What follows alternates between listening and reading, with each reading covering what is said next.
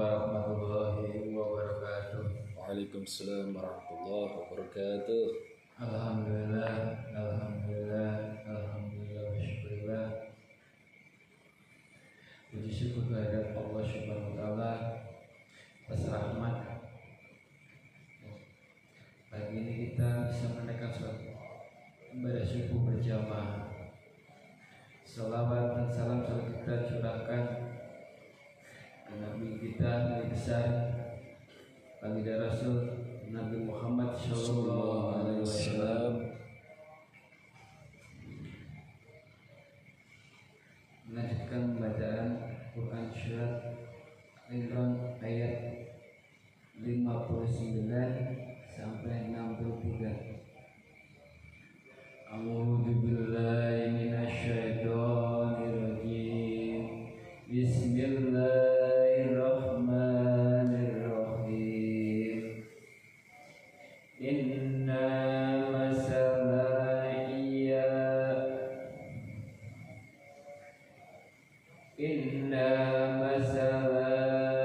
Isa indullahi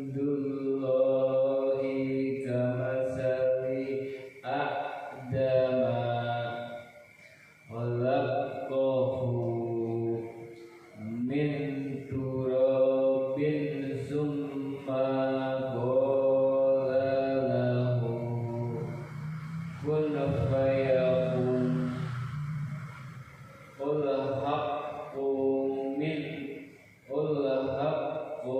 min rabbika fala takum minal muqtarina.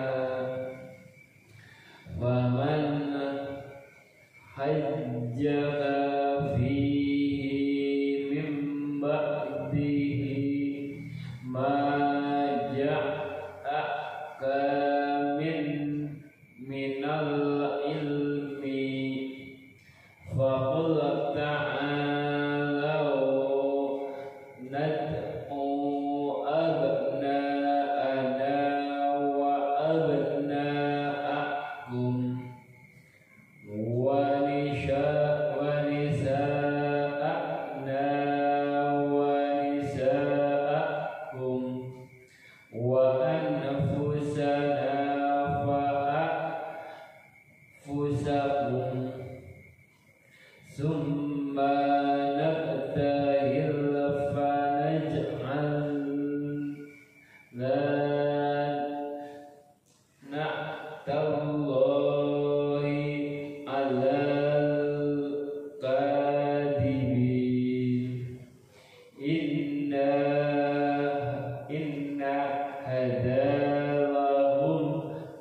Inna hadalahu wal qasasul haqq wa ma min illahi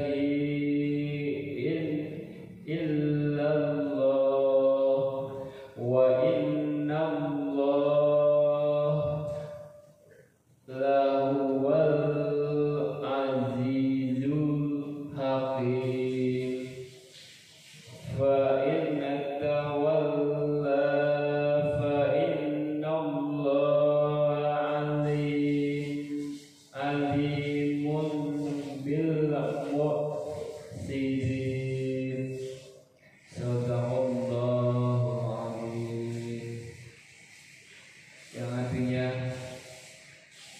sesungguhnya misal penciptaan Isa di sisi Allah adalah seperti penciptaan Adam.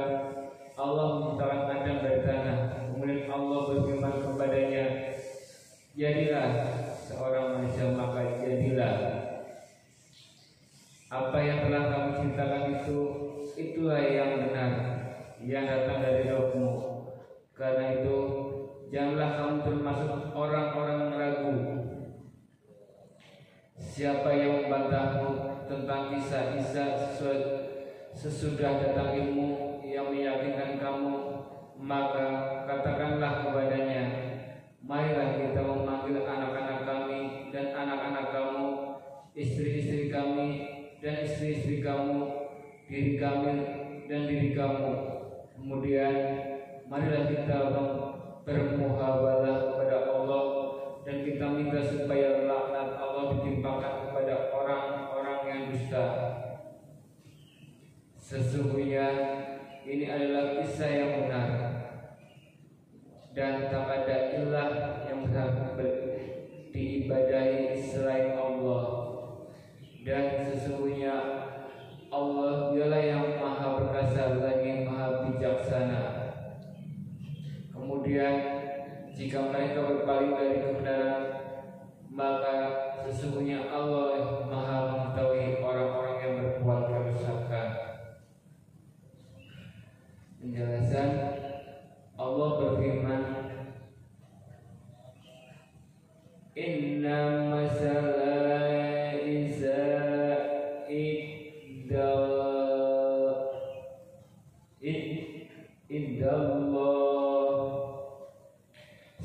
Sesungguhnya misal penciptaan Isa di sisi Allah, maksudnya adalah dalam kekuasaan Allah. Ketika Dia menciptakan Isa tanpa adanya seorang ayah,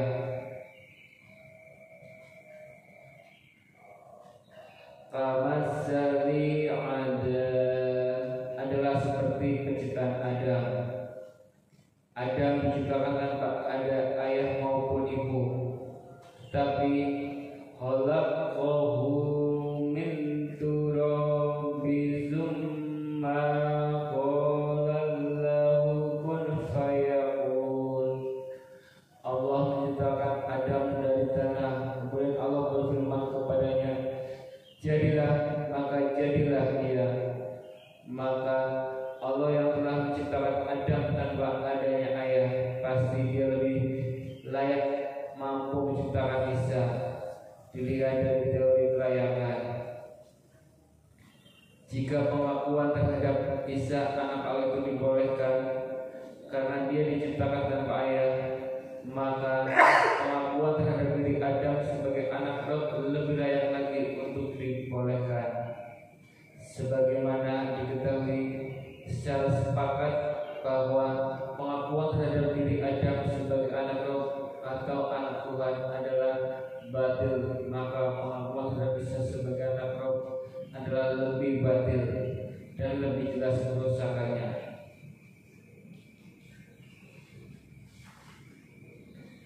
Namun Allah ingin memperlihatkan kekuasaannya bagi semua makhluknya. Ketika Dia menciptakan Adam tidak melalui seorang laki-laki maupun wanita, serta menciptakan Hawa melalui seorang laki-laki tanpa wanita, dan Dia menciptakan Isa melalui seorang wanita tanpa laki-laki, dan Dia menciptakan manusia lainnya melalui laki-laki dan wanita. Oleh karena itu Dia berfirman dalam surah Maryam, walinaj'alallahu ayatan linnasi, sungguh kami akan menjadikan sebagai tanda kebesaran bagi manusia. Sementara di sini Dia berfirman, Allah haqqu min rabbika fala takun minal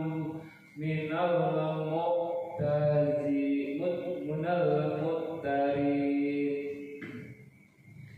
Apa yang telah kami ceritakan itulah yang benar, yang datang dari Rabb-Mu. Karena itu janganlah kamu termasuk orang-orang yang ragu. Maksudnya itulah ucapan yang benar ikhwal diri Isa, yang tidak ada penyimpangan di dalamnya dan tidak ada pula yang benar selain itu.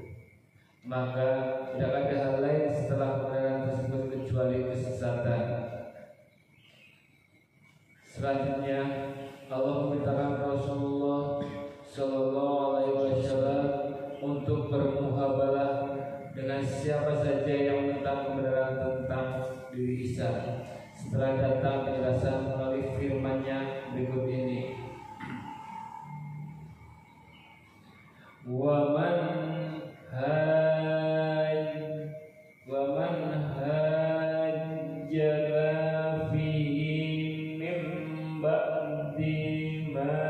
ja'aka minal ilmi wa qul ta'alaw nad'u abna'ana wa abna'akum wa nisa'ana wa nisa'akum wa anfusana wa anfusakum. Siapa yang membantah tentang Isa sesudah datang ilmu yang meyakinkan kamu, maka katakanlah kepadanya, marilah kita memanggil anak-anak kami dan anak-anak kamu, istri-istri kami dan istri-istri kamu, diri kami dan diri kamu, yaitu kami hadirkan kepada mereka pada saat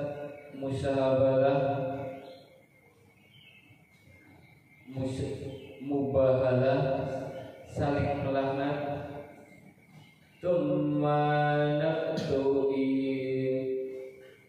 kemudian marilah kita bermubahalah kepada Allah, yaitu saling melaknat. Wa naj'al natallahi 'alal qadim. Maka kita minta supaya laknat Allah ditimpakan kepada orang-orang yang dusta, baik dari kalangan kami maupun kalian. Sebab turunnya ayat muhabalah di atas dan ayat sebelumnya dari permulaan surah sampai ayat ini adalah terkait urusan Najran, yaitu ketika orang-orang Nasrani datang, lalu mereka berdebat mengenai diri Isa, dan mereka beranggapan bahwa dia Isa sebagai anak Allah dan salah satu sembahan. Maka Allah dengan permulaan surah ini guna membantah mereka, sebagaimana yang disebutkan Imam Muhammad bin Ishaq bin Yasar dan ulama lainnya. Ibnu Ishaq berkata dalam kitab sirahnya yang terkenal, dan juga ulama lainnya, utusan orang-orang Nasrani dari Najran yang berjumlah 60 orang datang kepada Rasulullah SAW dengan menaiki kendaraan. Di antara mereka terdapat 14 orang pemuka mereka dan sebagai tumpuan sekaligus mereka. Mereka ini adalah Al-Aqib yang bernama Abdul Masih Asy-Syahid, wa bernama Al-Aiham, Abu Harisah bin Al-Qamah, saudara Bakar bin Wa'il, Uwais bin Al-Haris, Syahid Qais, Zaid, dan kedua putranya Walid, Khalid, Abdullah dan Qasim sedang menanggung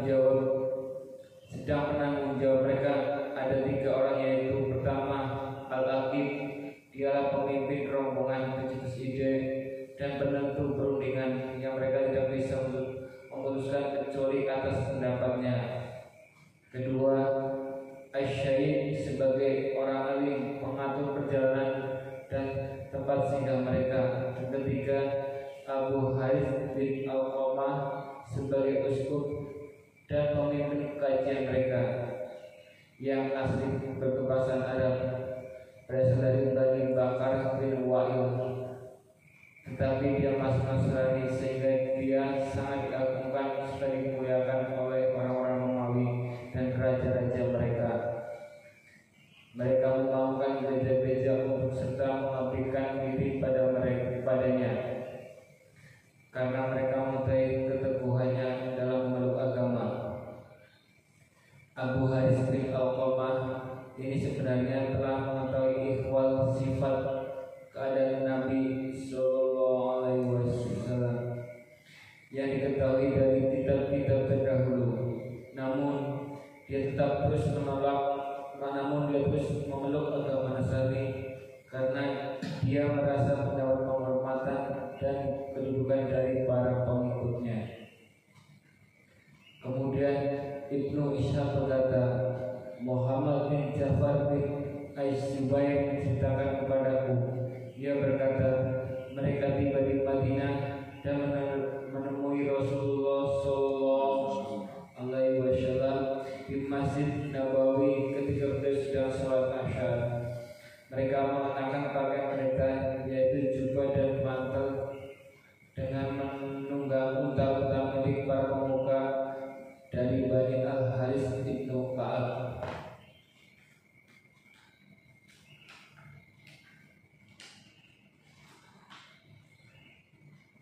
Sahabat Nabi yang melihat mereka mengutarakan, kami tidak pernah melihat sesudah mereka utusan seperti mereka. Ketika itu telah masuk waktu sholat mereka, maka mereka segera berdiri salat di Masjid Nabawi. Lalu Rasulullah SAW bersabda, biarkan mereka mengerjakan sholat dengan menghadap ke timur. Setelah itu beberapa orang dari mereka berbicara kepada Rasulullah, antara lain Abu Haris bin Al-Qamah, Al-Aqib, Abdul Masih, dan Al-Said Aiham. Mereka semuanya adalah beragama Nasrani yang sepaham, sealiran dengan paham raja.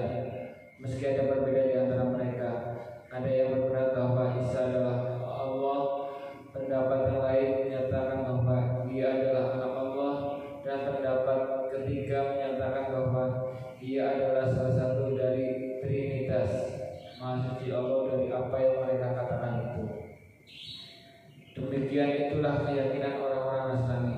Mereka yang meyakini Isa adalah Allah berucap bahwa Dia bisa menghidupkan orang yang sudah mati, menyembuhkan orang yang buta dan penderita sakit kusta, serta dapat memberitahukan hal-hal yang gaib, membuat bentuk burung dari tanah liat, lantas meniupnya sehingga menjadi burung. Padahal semua itu berdasarkan perintah Allah dan agar Allah menjadikannya sebagai tanda kuasanya bagi umat manusia.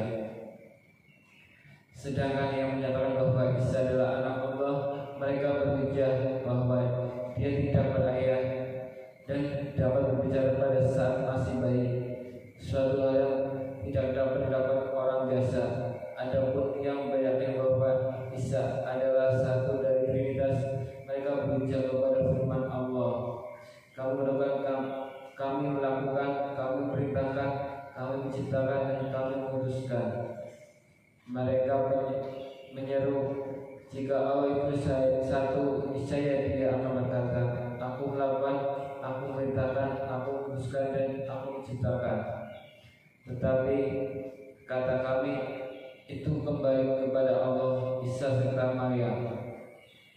Maha tinggi dan maha suci Allah dari perkataan orang-orang yang zalim dan ingkar dengan ketinggian yang setinggi-tingginya, karena semua yang mereka katakan telah disebutkan dalam Al-Quran.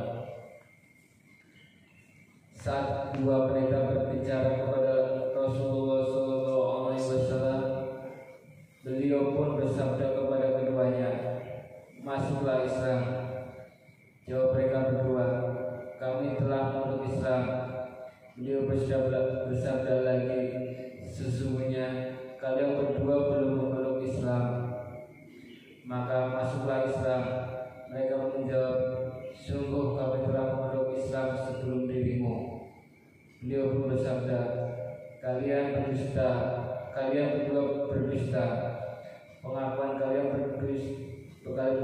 kalian berdua bahwa Allah mempunyai anak dan penyembahan kalian terhadap syarif, serta tindakan kalian memakan daging babi menghalangi kalian masuk Islam. Mereka berdua pun bertanya, lalu siapa ayahnya Isa itu, wahai Muhammad? Rasulullah SAW diam dan tidak memberikan jawaban kepada keduanya. Lalu dikatakan ucapan mereka dan berbeda pendapat di antara mereka. Allah menentukan permulaan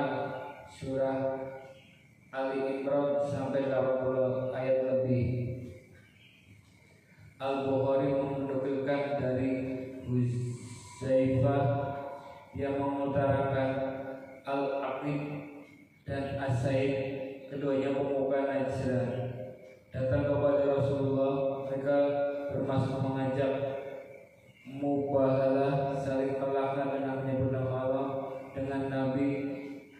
Lalu salah seorang dari keduanya berkata, jangan lakukan hal itu demi Allah. Jika dia seorang Nabi lalu kita saling melaknat dengannya, maka kita dan keturunan kita tidak akan beruntung.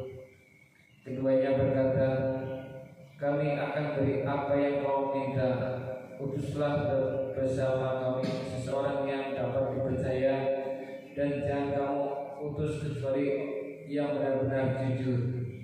Beliau bersabda, aku pasti mengutus seseorang yang benar-benar dapat dipercaya untuk ikut bersama kalian.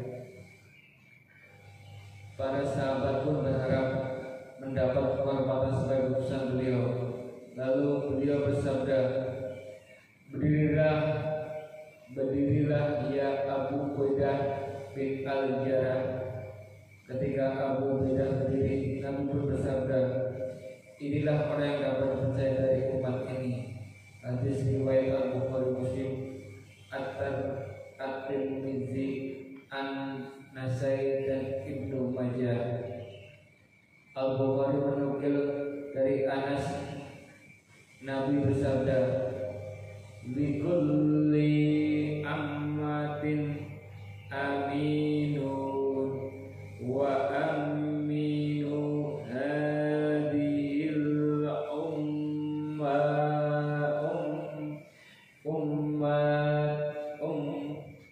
ummahi Abu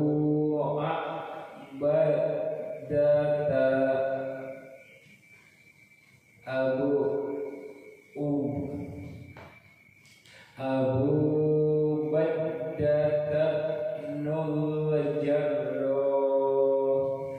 Setiap umat memiliki orang kepercayaan, dan orang kepercayaan dari umat ini adalah Abu Ubaidah bin Al-Jarrah. Imam Ahmad meriwayatkan dari Ibnu Abbas, dia berkata, qala Abu Jahli qabbahahullahu in ra'aitu Muhammadan yusalli indal Ka'bati la'atiyannahu hatta ada'a ala raqabatihi qala faqala la fa'alla la akhadathul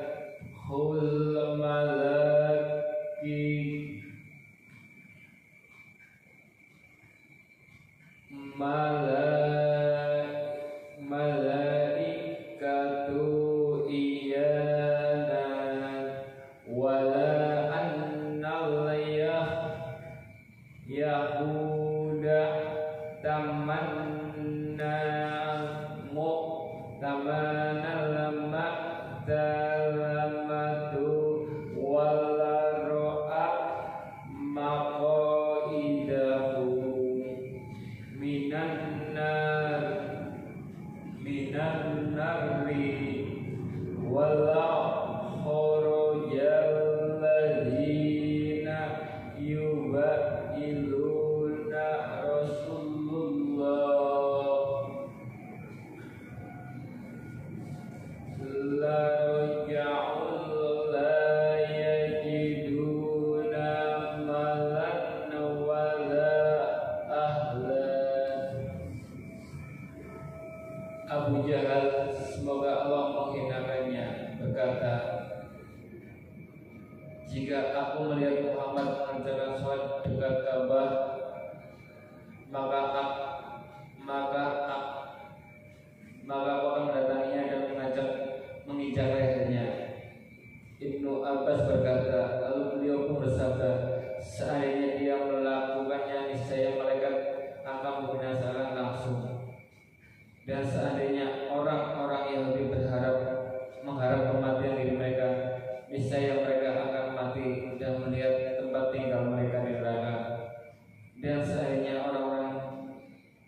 maksud bermuhabalah Rasulullah Sallallahu Alaihi Wasallam tetap meneruskan niatnya.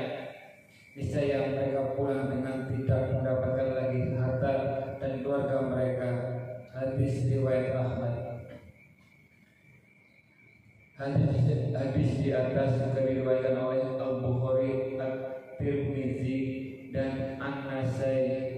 At-Tirmizi mengatakan bahwa hadis ini sahih.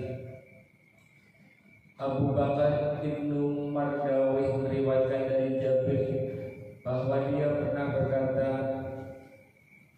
Qadima alan nabiyyi aqibu was tayyibu wa da'ahuma ilal mula'annati fawa'adahu ala anni yulainahul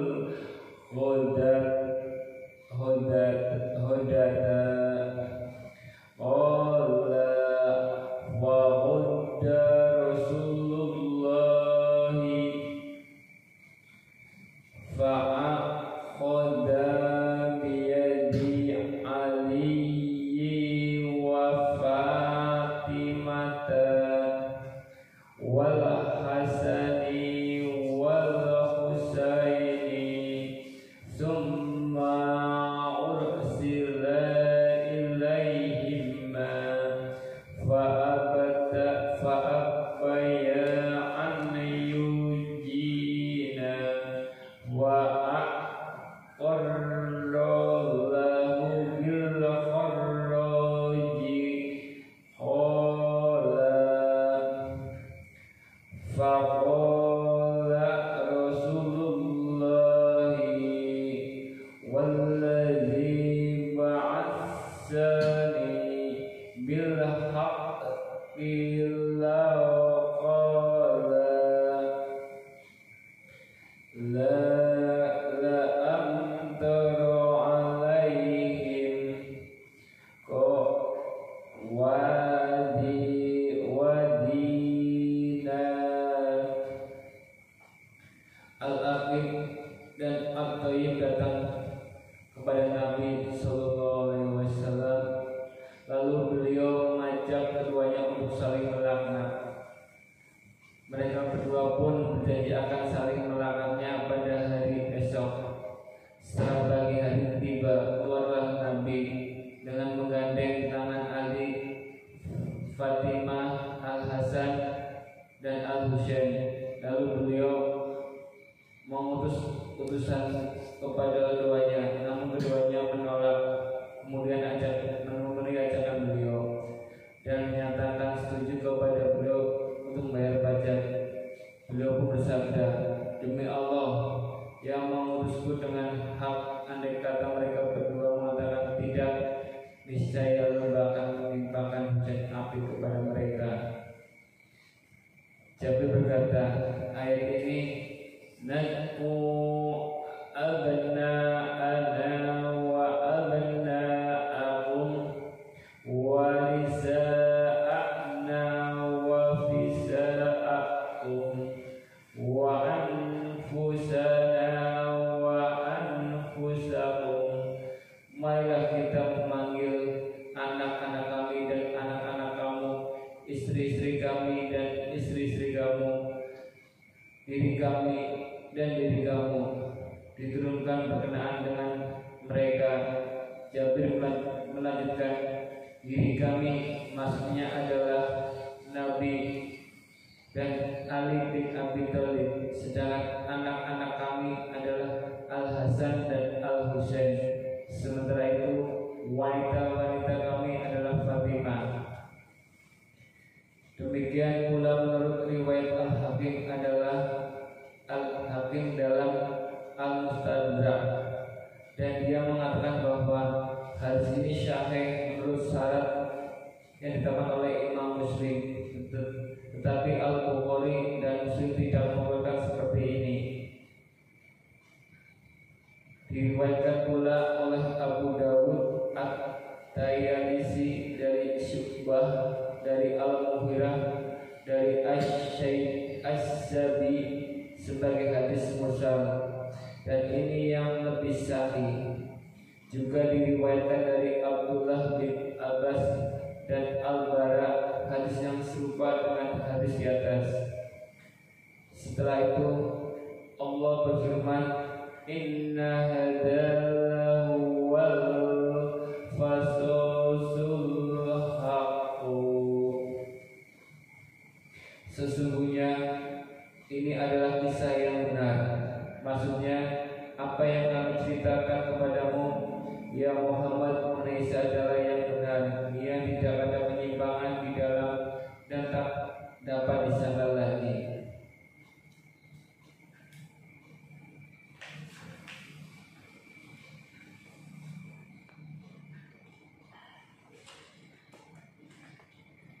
Firman Allah, wa ma min illahi illallah wa inna allaha wal azizul hakim fa in tawalla.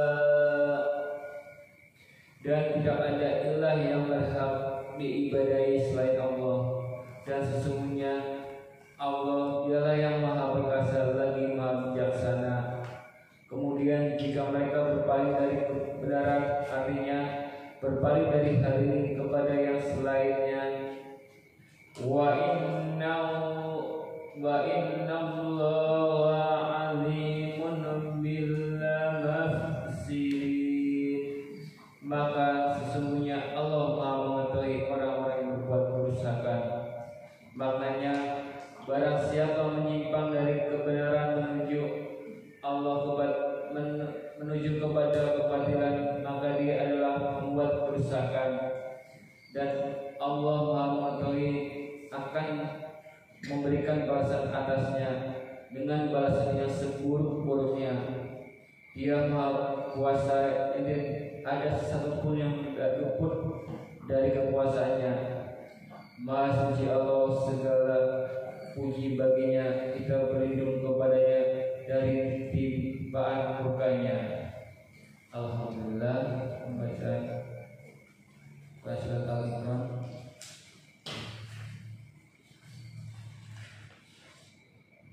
ayat 59 sampai 63 sudah kita baca.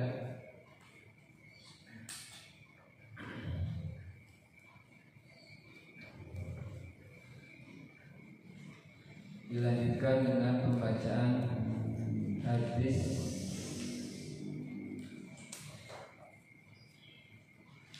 kedua, bab nasihat sopan gue Terus tiga ya. hadis ketiga, bab nasihat. Dari Anas meriwayatkan dari Nabi bersabda, tidak sempurna iman seseorang sehingga ia mencintai untuk saudaranya hal-hal yang ia cintai untuk dirinya sendiri.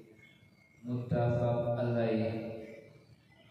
Penjelasan, di dalam hadis ini terdapat dalil bahwa tidak sempurna iman seseorang muslim sehingga ia mencintai kebaikan dan ketaatan ada pada saudaranya yang ia cintai, ada pada dirinya sendiri. Ibnu Salah berkata, barangkali hal ini sangat sulit dilakukan, padahal bukan seperti itu yang dimaksud. Karena maksudnya adalah tidaklah sempurna keimanan seseorang sehingga ia mencintai untuk saudaranya se-Islam hal-hal yang ia cintai untuk dirinya sendiri. Orang yang melakukan hal ini akan menghasilkan kecintaan kepadanya dalam kondisi yang sempit sekalipun, karena ia tidak mengurangi nikmat saudaranya sedikit pun. Hal ini sangat mudah bagi orang-orang yang memiliki hati yang sehat, namun sangat berat bagi orang-orang yang memiliki hati yang rusak. nasab. Ulangi sekali lagi. Dari Anas meriwayatkan dari Nabi yang bersabda, tidak sempurna iman seseorang sehingga ia mencintai untuk saudaranya hal-hal yang ia cintai untuk dirinya sendiri. Muttafaq alaih. Penjelasan, di dalam hadis ini terdapat dalil bahwa tidak sempurna iman seorang muslim sehingga ia mencintai kebaikan dan ketaatan ada pada saudaranya yang ia cintai ada pada dirinya sendiri. Ibnu Salah berkata, barangkali hal ini sangat sulit dilakukan, padahal bukan seperti itu yang dimaksud. Karena maksudnya adalah tidaklah sempurna keimanan seseorang sehingga ia mencintai untuk saudaranya se-Islam hal-hal yang ia cintai untuk dirinya sendiri. Orang yang melakukan hal ini akan menghasilkan kecintaan kepadanya dalam kondisi yang sesempit sekalipun.